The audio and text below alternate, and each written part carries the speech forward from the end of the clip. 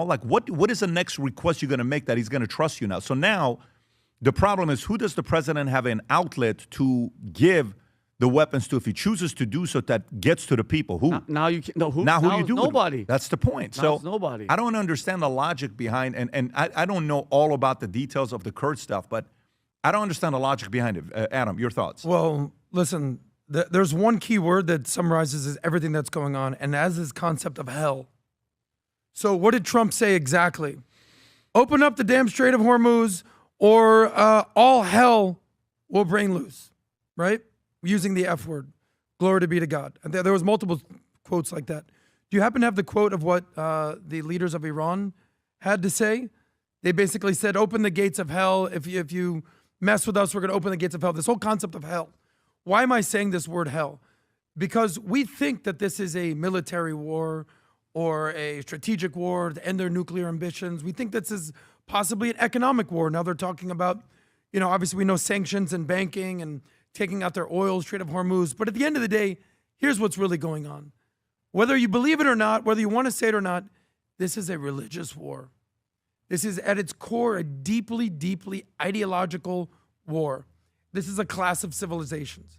So if you don't think that this is history repeating itself, go look up the Crusades. And of course, Israel and Jerusalem are caught in the middle of this because this all started this go-round on October 7th. So here's what I know about the Islamic Republic of Iran. They are willing to die for this cause, and this is why I respect the enemy. They will die. They will go to their death. They will become martyrs. They will practice jihad. They will go to see Allah for this, and I respect that. At the end of the day, we just talked about how we are going to save our boys' lives. The pilot that went down. There's a famous phrase in the Israeli and Palestinian conflict, and it's this. They said, there will be peace when you value life more than you value death. And this is who these people are. That's why you constantly hear they're a death cult. My final point is this, and I'll keep harping on this. This is the #1 most theocratic regime in the world. What does that mean? There's zero separation between church and state, or mosque and state in Iran. In America, we say, well, we get the First Amendment, freedom to join, freedom to do this, freedom to speech. We have all our freedoms. Mm-hmm. In Iran, everything, every decision, every economic decision, every social decision, everything that is made comes from Allah. How do you defeat that? How do you defeat an ideology? I don't know, but here's what I know. They think they're the good guys. We know that we're the good guys. All their neighbors know that they're the bad guys. But they think that they're the good guys. So how do you defeat these? But the leaders, the people that are in charge in Iran, think about it. They can play this game, Adam, because you know what? We know that this is civilian casualties that we're talking about. You blow up all these things that we're talking about, the bridges, the infrastructure, the oil, all that desalinization, whatever. It's the people are going to suffer. The guys, you think the guys on top are going to suffer? These are military people. They have bunker. They're chilling. Those guys are good. They know that they're using the civilian population as leverage, and that's what I don't care about. And the worst thing is, Pat, we can't hear. And I'm being genuinely inquisitive. Have we heard anything from the people? I hear people in LA, like Iranians, shut up. We need to be, free and all that stuff. We need to be liberated. But boy, I haven't heard anything from civilians at all in Iran. Vinny, have you? You bring up a very good point. Thank you. And I'll ask this question: who cares about the people of Iran more? The United States and the Western world, or the Islamic Republic of Iran? Us. They don't give a damn. But they just care about but them. But there's nuance there. Yeah. Pat, what percentage of the people in Iran are done with this regime, sick of this regime? 80%?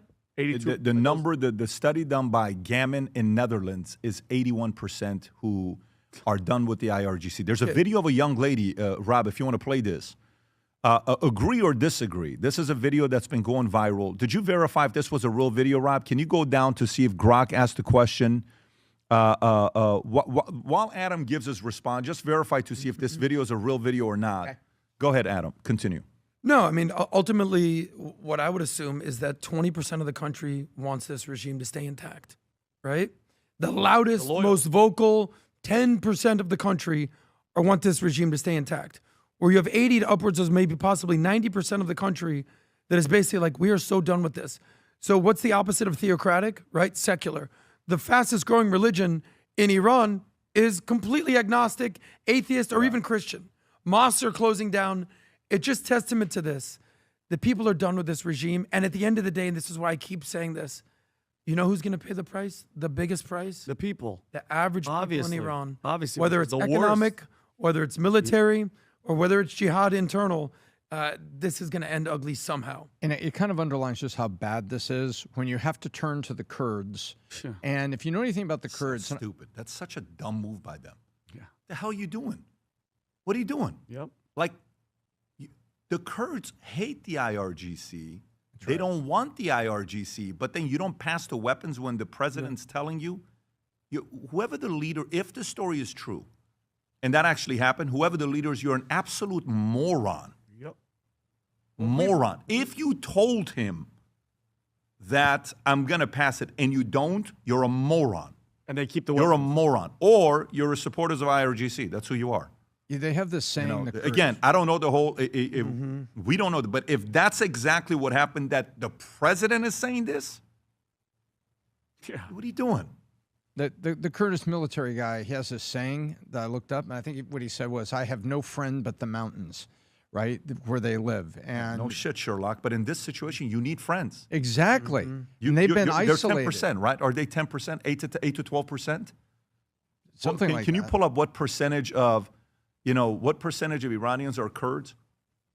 Remember, these people have been abused on three sides. Turkey has 8 to 12, betrayed them. 17%. Turkey betrayed them. Remember Saddam Hussein? What was that city? Halabja, the chemical, right on the transition between Bush Sr. and Reagan. Yeah. This is what started the problems for the Kurds, where Saddam Hussein, I believe, is Halabja, something like that. He used chemical weapons as a test and killed all these people in this village town. So how'd it go? We have a new weapon, sir. Really? It was the Kurds that he tested it on, and it was the. Yeah, I don't understand this move. So you would think that they would, with that history, you would think that they would have some favor to assist and to be part of a solution. I don't get it either, Pat. Yeah, I don't know. And by the way, in the interim, 5 hours ago, a report came from Wall Street Journal that apparently Israel just killed the number 2 guy in the IRGC. I don't know if you Strategist? guys saw this or not. The head of intelligence, Islamic Revolutionary Guard, Major General, Brigadier General, reports say he's a high-ranking guy. He's the number 2 guy. They just took him out. His name, Rob, if you see it, do you see it, Rob? Yeah, that guy right there. Sayed Majid Kademi? Majid Khademi, Brigadier General. They just took him out. And a few hours ago, in the heart of Tehran, Sunday night, its military said. So this is another guy that they're taking out. One by one, they're going. One by one, they're going. You know who hasn't been taken out? The 2 guys that are negotiating on behalf of Iran. One of the guys, Abbas, if I'm not mistaken, Abbas, if they take him out, how the hell are you going to negotiate? Yeah. Because he's the lead negotiator. Abbas Araghchi, Minister of Foreign Affairs of Iran, there was a video of him showing when he was mourning the loss of one of his best friends that was going viral. I don't know if you guys saw this or not. And, he has become a hero in Iran. Like, this guy's become a hero and loved in Iran. Like, the more and more war continues, this guy's right now becoming slowly the face of Iran. If this guy stays alive, he could end up having he already has a very powerful position. But I think his upside, he can go all the way to the top with the way he's doing things. So I'm surprised they haven't taken him out. I was Yeah, I just was gonna going to tell say you it's very lonely at the top if you're the Ayatollah. Well, here's my question, though. They who, Pat? Tom, if they take, like Israel, when I say they, if Israel takes them out, Exactly. how the hell are you supposed to negotiate? I was going to say they could. They can get to him. By the way, he's on video every single day. If they want to, Pat, they could kill him. But you know what, though? Let me just say this You think right now. so? I What absolutely. evidence do you have that Israel or allies can take out any of their top leaders? What, are you being facetious? Oh, okay, of course. Well, I'd be whoever I am in Iran for whatever reason. I'd have a You're not- I'm very gonna tell you hard this. time. Adam, for the last falling 3 weeks, asleep we've every been night. seeing hits. But We've here's been what I would seeing say. It's successful sarcasm, strikes, Adam. Tom. Now, We're he's gonna- joking, but here's what I would say to sarcasm, you. Tom. What I would say to you, Adam, is the following. If they take him out, I'm just saying this right now, you don't have any desire to negotiate. So From Iran. no, from No, Israel. from Israel. Well, If technically- Israel, like, let's just say if I if I, the U.S., you saw the tweets, Rob, that Iran has agreed to the nuclear request from America. We send it in a group text. I sent it last night, and then Humberto started verifying my messages. Do you remember that last night? Right there, Rob. I just put a thumbs up on it if you found it. Yeah, Iran has conceded that they will not acquire a nuke, per Fox News. And this is not April Fool's, that's April 5th. Okay, and then others started retweeting that as well. Rob, can you see on the bottom of that if Grok verified that or not? Just go to the bottom and see if there's any kind of a verification on that, on what's going on. So here's what you do that while you're doing it, I'll give my thoughts. And you can just check the story and verify. Thanks, Rob. So you know what it makes me think about, Tom? This is the part. If they kill Abbas, if they kill, there's no interest to negotiate. That's simple. So if you kill, you're going for all the marbles. Mm-hmm. So now if Witkoff and Kushner are actually negotiating with them, and he's the lead guy, you take him out, you never wanted to negotiate in the first place. Which, by the way, guess what? Now you know exactly where they're at. Yes. So then the criticism becomes, look, you really, wink, wink, you're not trying to negotiate, you're trying to take them out. Yep. And by the way, fair. There's a lot of Iranians in Iran that are like, stop saying for them to stop and end the war. We want this. The Iranian people say, we want this. We want you to come and even if our lives are on the line, we want you to come and take this out, et cetera, et cetera. I think there was somebody that tweeted something saying, take out the power plants. And everyone's like, what are you talking about, take out the power plants? You know, who was it that said take out the power plants, Iran's power plants? I think Trump tweeted that they were gonna give him a warning and then bomb the bridges, the power plants, and which was earlier. It was earlier. Yeah. So again, I'm sorry, Laura Loomer. That's right. That's Laura who it was. Loomer said. That's who it was. Yeah, right. That's who it was.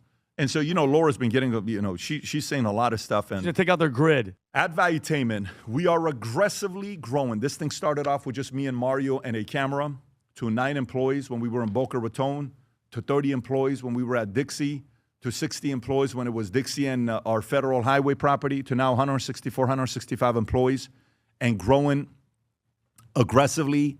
And we are out there looking for hires. So before you see this video, I want to tell you exactly what is one thing we're for sure looking for. A full stack dev engineer, 7 years experience in end-to-end solution architecture and design for scalable systems. Number 2, track record in mentoring and developing other senior engineers in architecture. 10 years in experience in coding in all major languages, all of them.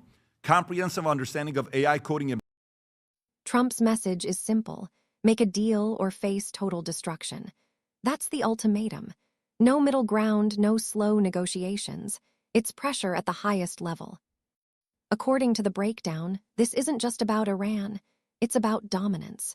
Trump's strategy is to overwhelm the opponent psychologically before anything else. You create a deadline, you raise the stakes, and you force the other side to react. The idea is leverage.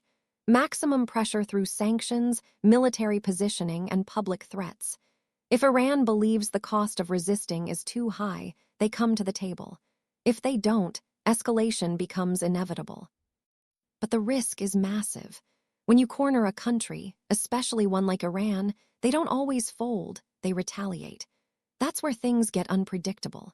Closing key Arabic Khalif, Arabic Lam, Arabic Noon, Arabic Fa, Arabic Tot routes, hitting regional targets, dragging allies into the conflict. Right now, tensions are already near that breaking point. Recent reports show real threats of major escalation, with warnings of large-scale strikes if demands aren't met. From a game theory perspective, this becomes a high-stakes standoff. Trump betting that strength forces compliance. Iran's betting that resistance changes the cost equation. So who wins? If Iran backs down, Trump wins fast. He proves the strategy works, gains political leverage, and reshapes the region. If Iran resists and escalates, nobody really wins. The conflict expands, oil markets shake, and multiple countries get pulled in. And that's the core of the analysis. This isn't just a war scenario, it's a negotiation strategy pushed to the extreme. The real question isn't just who wins,